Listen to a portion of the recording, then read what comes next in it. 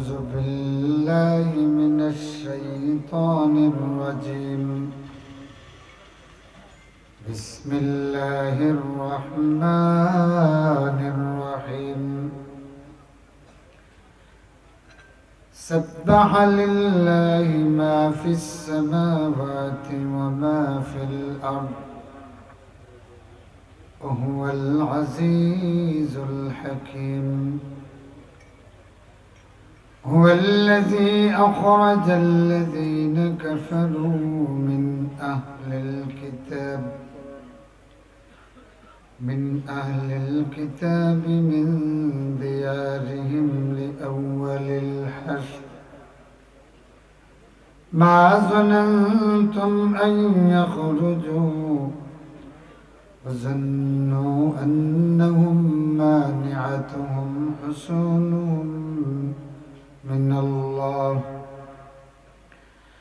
فأتاهم الله من حيث لم يحتسبوا وقذف في قلوبهم الرعب يخربون بيوتهم بأيديهم وأيدي المؤمنين فاعتبروا يا أولي الأبصار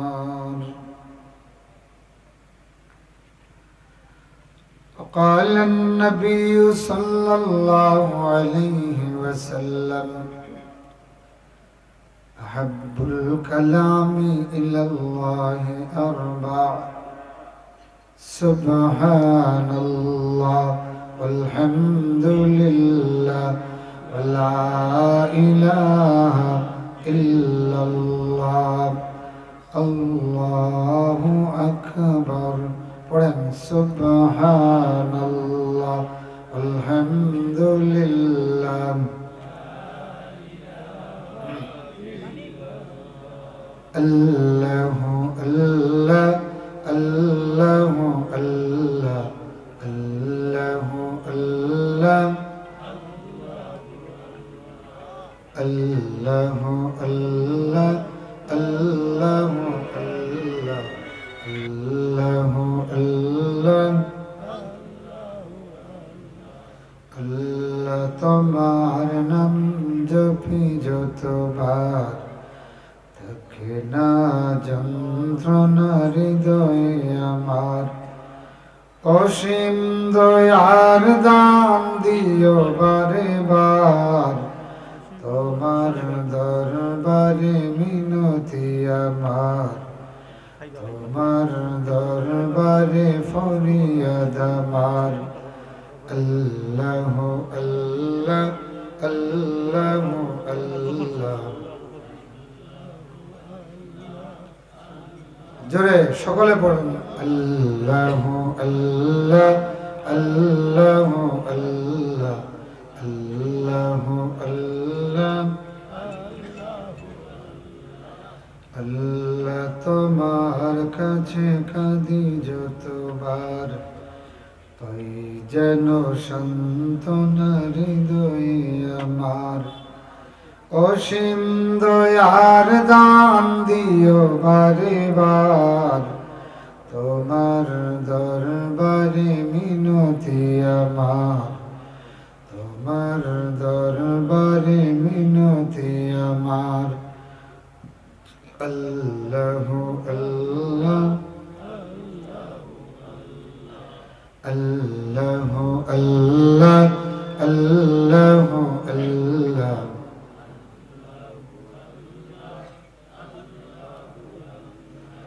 হৃদয়ের জানালা খুলিয়া এখন এসো আল্লাহর নামে তসবিহ জপি মন আল্লাহর নামে তসবিহ জপি মন আল্লাহ আল্লাহ আল্লাহ আল্লাহ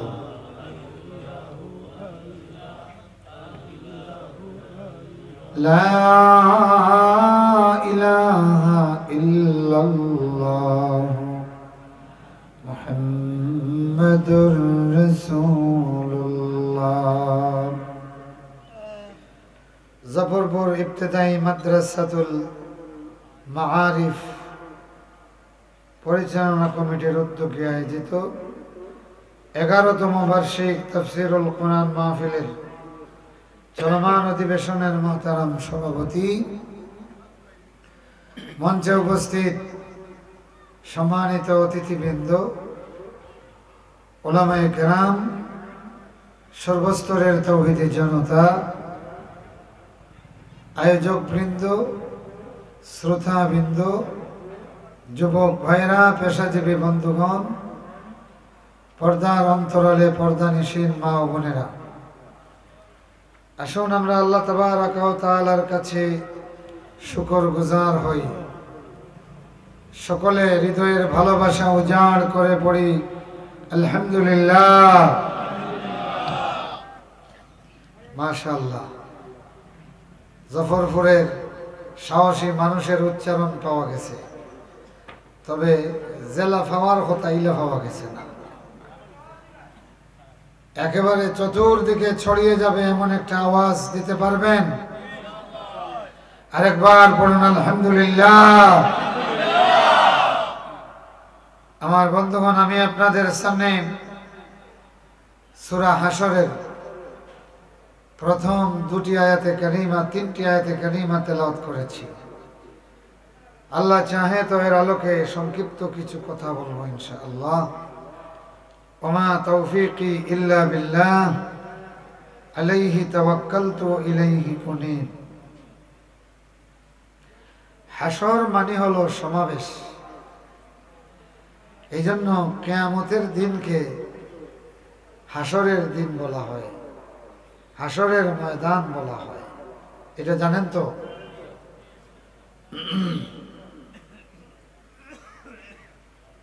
ইয়াউমা ইয়াহশুরুহুম জামিআ, সেই দিন আল্লাহ সবকে একত্রিত করবেন।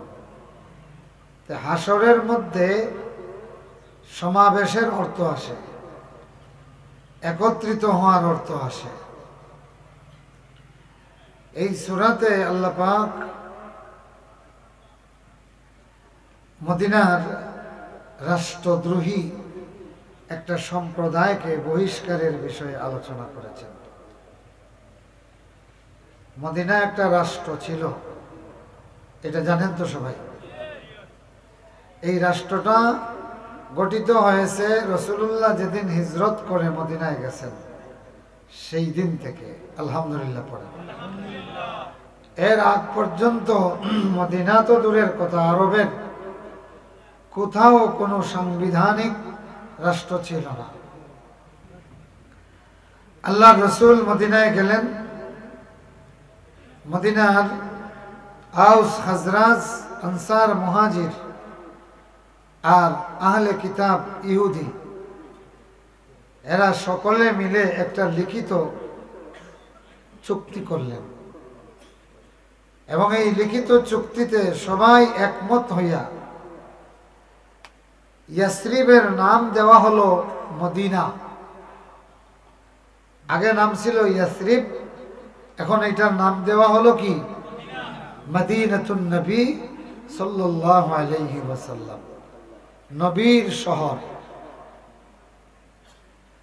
আর এই তিন জাতির লিখিত স্বাক্ষরের মাধ্যমে আল্লাহ রসুলকে এই মদিনা রাষ্ট্রের দায়িত্ব বর্পণ করা হলো। সুবহানাল্লাহ বলেন। সুতরাং রাষ্ট্রপ্রধান হিসেবে এই রাষ্ট্রের সার্বভৌমত্ব, সংহতি, নাগরিক অধিকার, আদল, ইনসাফ, এইগুলির ব্যাপারে দায়িত্ব কার? মুহাম্মদুর রাসূলুল্লাহ সাল্লাল্লাহু আলাইহি ওয়াসাল্লাম। তো রাষ্ট্র গঠনের 3 দিন পর থেকেই আরবদের কাছ থেকে, কাফিরদের থেকে চ্যালেঞ্জ শুরু হয়ে গেল। কি শুরু হয়ে গেল? চ্যালেঞ্জ। আল্লাহর নবী রাষ্ট্র গঠন করেই হাতে গোনা মাত্র কয়েক দিনের ভিতরেই তিনি পেট্রোল টিম ছেড়ে দিতে হয়েছে।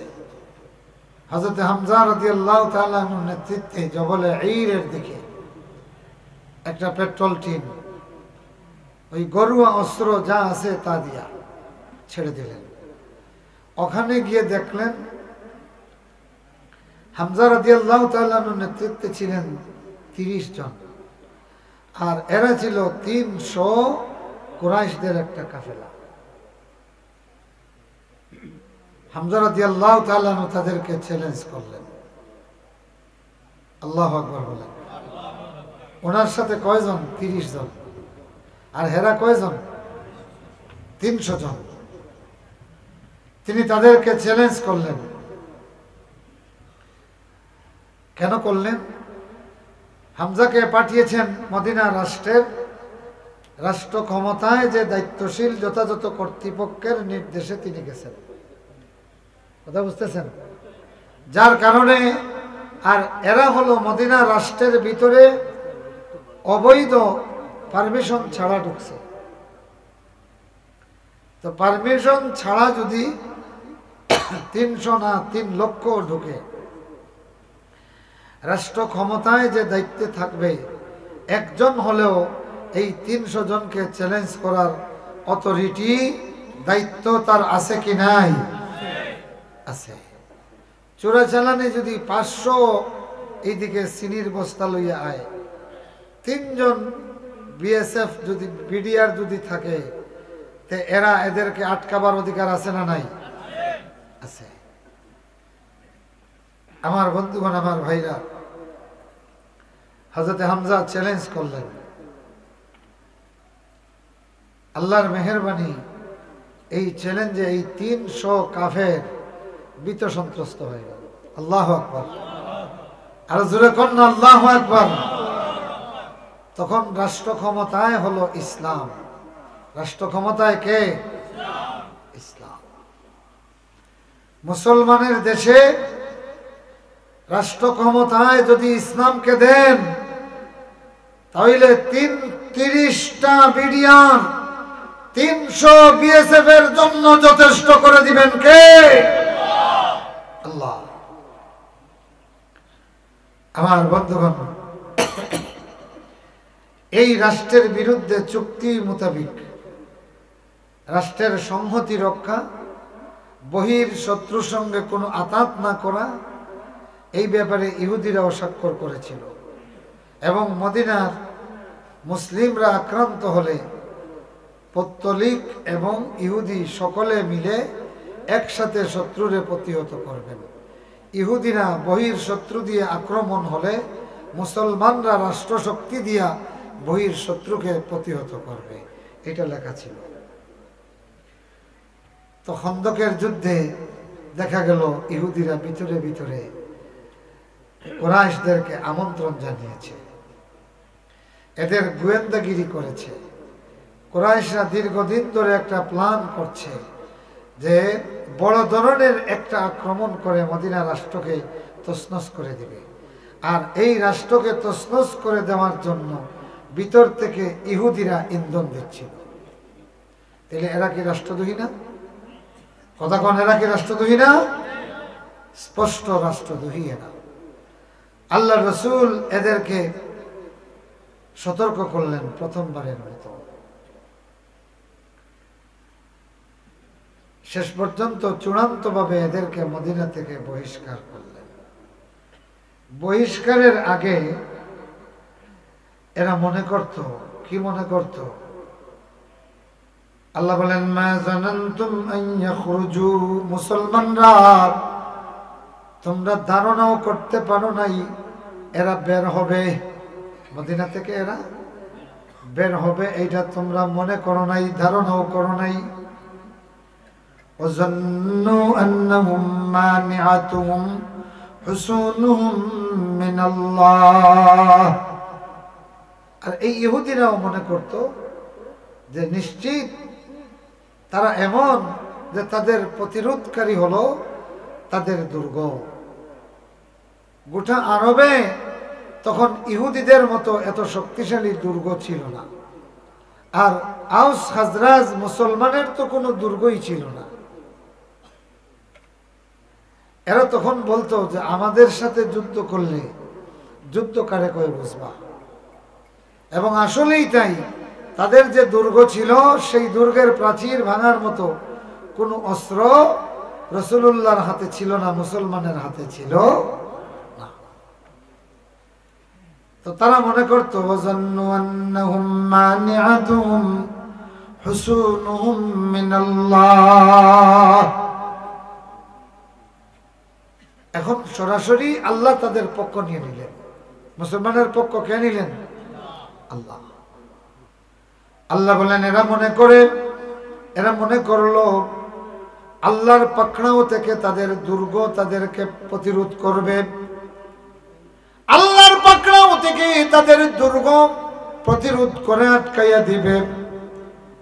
এ ভাইরা আমার, কিন্তু ইতিহাস সাক্ষী, আল্লাহ বলতেছেন ফাআতাহুমুল্লাহ, তখন আল্লাহ তাদের উপর চড়াও হলেন। আল্লাহু আকবার। এরা মুসলমানকে চ্যালেঞ্জ করে, এ মুহাম্মদের দল, আমাদের সঙ্গে লড়াই করলে বুঝতে পারবা লড়াই কারে কয়। বৎসরের পর বৎসর ধরে আমরা দুর্গের ভিতরে তাকিয়ে লড়াই করতে পারবো, আমাদের দুর্গের একটা দেয়ালও ভাঙতে পারবা না। ঘটনাটা কিন্তু সত্যি ছিল। এবার আল্লাহ বলেন ফাতাহুমুল্লাহ, এরা যখন নিজেদেরকে অজেয় মনে করলো তখন আল্লাহ তাদের উপর চড়াও হলেন। আল্লাহু আকবার। পৃথিবীর কোন শক্তিধর জালিম সে যখন মনে করে আমাকে মোকাবেলা করার মতো কেউ নাই, তখন আল্লাহ তাদের উপর চড়াও হন। এই আয়াত বলতেছে। সুবহানাল্লাহ পড়েন। আচ্ছা বলেন, এইটা 5ই আগস্টের আগে নাজিল হইছে না পরে? কতক্ষণ না? 5ই আগস্টের আগে না পরে? কত বছর আগে? 1450 বছর আগে। 1450 বছর ধরে এইটা কোরআনে আছে না নাই? কতক্ষণ আছে না নাই? আছে। ফাআতাহুমুল্লাহু মিন হাইযু লাম ইয়াহতাসিবু, তখন আল্লাহ তাদের উপর চড়াও হলেন এমন ভাবে যেটা তারা কল্পনাও করে নাই। নমরুদের নাম শুনছেন? কতক্ষণ না? নমরুদের নাম শুনছেন? আল্লাহ তাদের উপর চড়াও হলেন মশা দিয়া। আচ্ছা, মশা প্রতিরোধের জন্য মশারি তো যথেষ্ট, কতক্ষণ ঠিক না? কিন্তু নমরুদের কাছে হাতি ঘোড়ার বিশাল বাহিনী ছিল কি ছিল না? তো ফাআতাহুল্লাহু বিল বাউদা, আল্লাহ তার উপর চড়াও হলেন মশা দিয়া। কি দিয়া?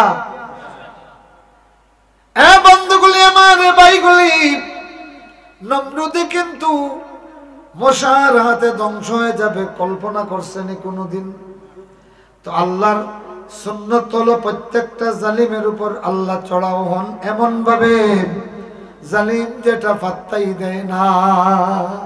জালিমে যেটা কি করে না, ফাত্তাই দেয় না। এ বন্ধুগুলি আমার, ভাইরা আমার, আল্লাহ ফেরাউনের উপর চড়াও হলেন মুসারে দিয়া। কারে দিয়া? এখন বলেন, মুসারে মারার জন্য ফেরাউনে শত শত বনি ইসরাইলের মায়েরে হত্যা করেছে, ঠিক না? গণকরা বলছে আপনি যে আগুন দেখছেন এটা হলো বনি ইসরাইলের একটা শিশুর জন্ম হবে এবং এর নেতৃত্বে আপনার পতন হবে। এখন তো সেই শিশুটারে হত্যা করা লাগবে, তাই না? শত শত মায়ের হত্যা করা হলো। মায়ের কোলের শিশুটা নিয়ে জীবন্ত ছেলেটারে জবাই করে আগুনে ফেলে দেওয়া হলো। চিৎকার দিয়া মা জননী হার্ট অ্যাটাক করে মারা গেল, শহীদ হয়ে গেল। আহারে, বনি ইসরাইলের কত মায়েরে কত শিশুরে হত্যা করলো সেই আগুন ঠেকাবার জন্য। ফেরাউনে কোন আগুন? স্বপ্নে দেখা সেই আগুন, ঠিক না? ঠেকাইতে পারছেনি? বরং আল্লাহ আগুন রে তার ঘরে ঢুকাইয়া দিছেন। আল্লাহু আকবার। সেই আগুন মানে মুসা। ফেরাউনের জন্য আগুন কে? চিল্লায়ে কোন ফেরাউনের আগুন কে? সেই মুসারে ফেরাউনের ঘরে ঢুকাইয়া দিছেন কে? জানেন তো সেটা? কথা বলেন, জানেন? আল্লাহ রাব্বুল আলামিন মুসার মায়ের বলেন, মুসার মা, ওয়াওহাইনা ইলা উম্মি মুসা আন আরদি'i ওয়ালা তাখাফি ওয়ালা তাহজানি ফাইযা খিফতি আলাইহি ফাআলকিহি ফিল ইয়াম ওয়ালা তাখাফি ওয়ালা তাহজানি ইন্না রাদ্দুহু ইলাইক ওয়াজাইলুহু মিনাল মুরসালিন। ভীত সন্ত্রস্ত মুসার মা পাগলা হরিণীর মতো ছটফট করছে।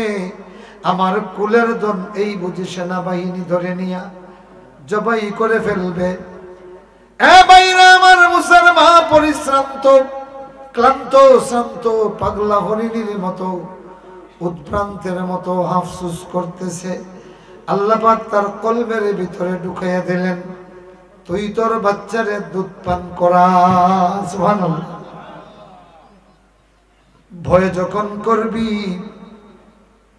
ধরা পড়ার ভয় যখন করবি, তোর সন্তানরে সমুদ্রে ছেড়ে দিবি। আল্লাহু আকবার। কোথায় ফেলে দিবি? সমুদ্রে। ফালকি ফিল ইয়াম্মি।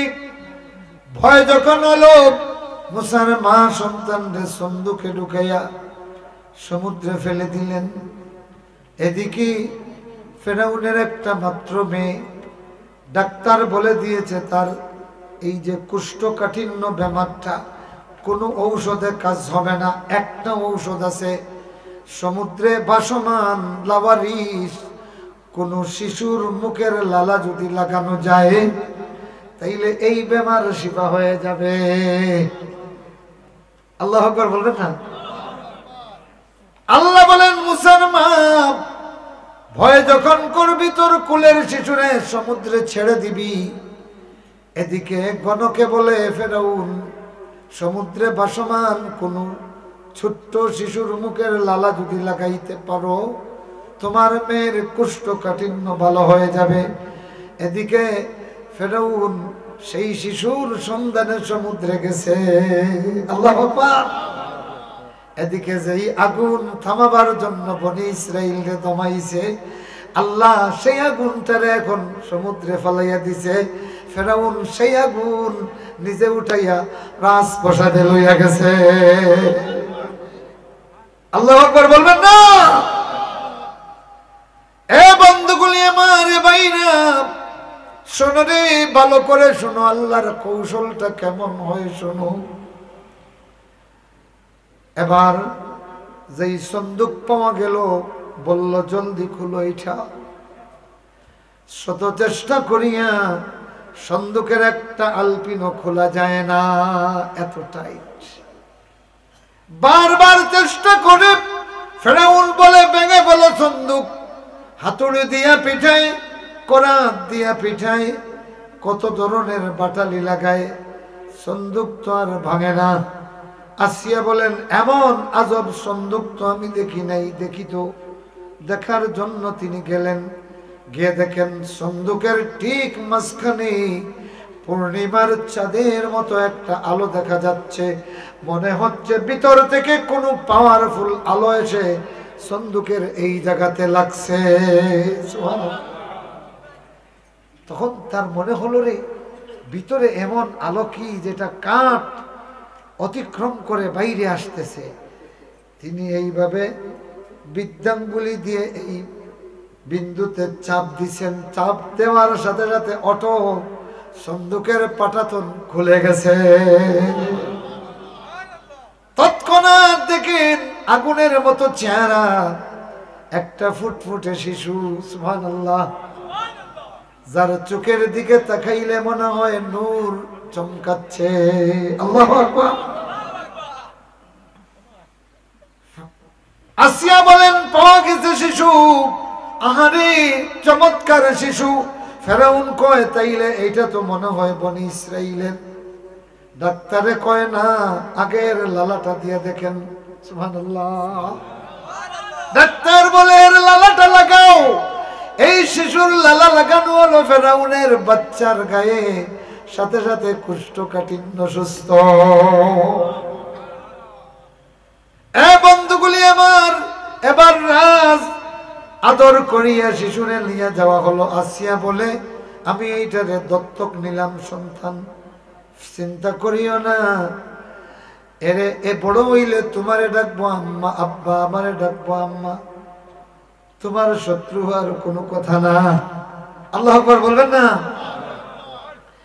আমাকারু আমাকারাল্লাহ আল্লাহু খায়রুল মাকিরিন।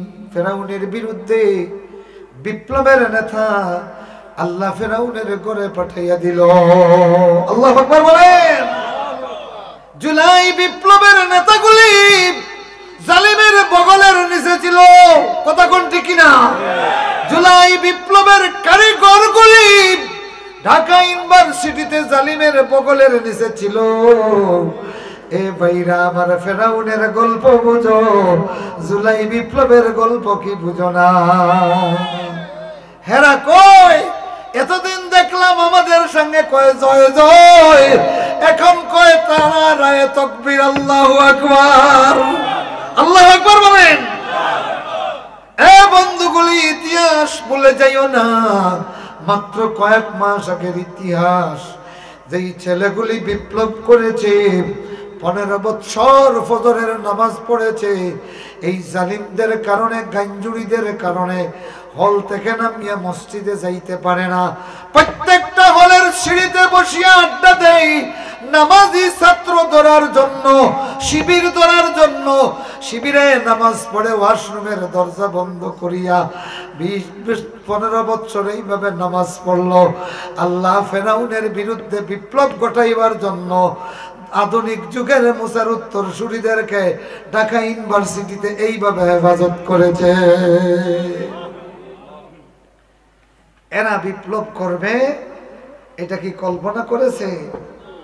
তাইলে কোরআনের সূরা হাসর এখনো আছে, থাকবে, তার অ্যাকশন কিয়ামত পর্যন্ত চলবে। কথা কোন ঠিক না? আচ্ছা বলেন, এই ছোট্ট ছোট্ট বালকদের বিপ্লব, সরকারের পতন হয়ে যাবে, সরকার কি এটা কল্পনা করেছিল? ফাতাহুমুল্লাহ, তখন আল্লাহ তাদের উপর চড়াও হলেন। আল্লাহু আকবার, জোরে কোন আল্লাহু আকবার। একটা আবু সাইদ গুলি খাইয়া পড়ে গেল, লক্ষ আবু সাইদ সেই রক্তের দ্বারা নিয়া দাঁড়িয়ে গেল গোটা বাংলাদেশ। আল্লাহু আকবার বলেন। এটা কোন শিল্পীর কাজ? জোরে কোন কার কাজ এটা? ফাতাহুমুল্লাহু মিন হাইসু লাম ইয়াহতাসিবু ওয়া কাযাফা ফি কুলুবিহিমুর রু'বা ইখরিবুনা বুয়ুতাহুম বিআইদিহিম ওয়া আইদিল মুমিনিন ফাতাবিরু ইয়া উলিল আবসার। আল্লাহ তাদের উপর এমন ভাবে চড়াও হলেন যা তারা কল্পনাও করে নাই। ফলে তাদের অন্তরে ভয় ঢুকাইয়া দিলেন, ত্রাস ঢুকাইয়া দিলেন, এক একটা ত্রাস ঢুকাইয়া দিলেন। কেউ দিল্লি, কেউ দুবাই, কেউ আমেরিকা। কথা কোন ঠিক না?